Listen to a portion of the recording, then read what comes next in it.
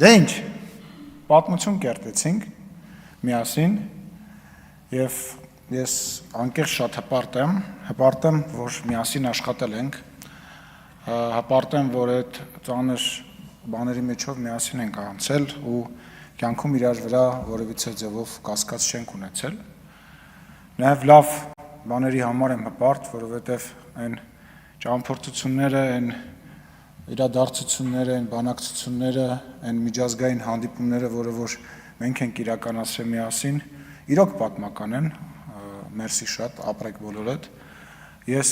նույնպես շնորհակալություն եմ հայտնում բոլորիդ, նաև աշխատակազմին,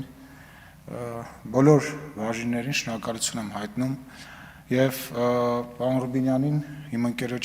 ընկերոջը հաջողություն եմ մաղթում, թող ինքը լինի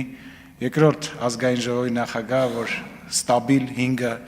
տարի կունենա ազգային ժողովում եւ եթե ինչ-որ աշխատանքիս ընթացքում ինչ-որ մեկի նկատմամբ անարդար եմ եղել, թող ներողամիտ լինեն։ Դուք գիտեք, որ ես բոլորիդ սիրում եմ ու ինչքան կարևոր եք բոլորիդ իմ համար։ Եվ վերջում կեցե նահատակները եւ կեցե Հայաստանի Հանրապետությունը։